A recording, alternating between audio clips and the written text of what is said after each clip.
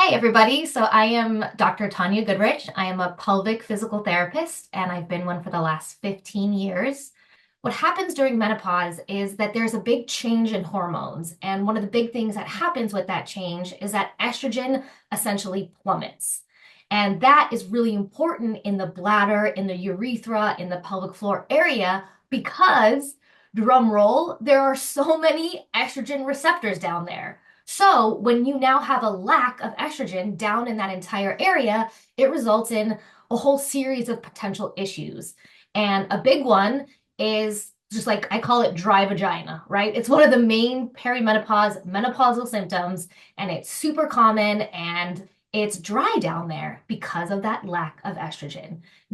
So now you have the like domino effect of being dry down there. And then what happens? You also have like kind of more like micro tears that happen, right? And those micro tears surrounded in that area can now lead to more infections, right? So more hello UTIs, which is a really common issue with perimenopause and menopause.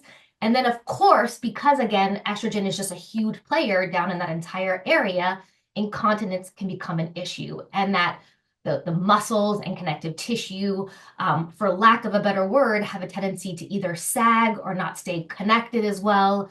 And then, you get the incontinence. And there's actually two different types of incontinence.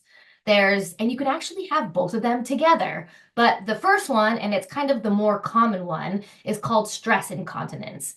And that's when you laugh, cough, sneeze, run, or jump, that impact. And that's like the pressure above kind of creates a system and then you leak below. And again, super common, right? Like how many women do we know just like normalize, of course I leak, I've had two kids, or of course I leak when I jump on the trampoline. And that's where I'm like, no, it doesn't mean you have to stop and that's just, it's over. It means, oh, that's my issue and I need to work on it. So that's the first type of incontinence. The next type of incontinence is called urge incontinence.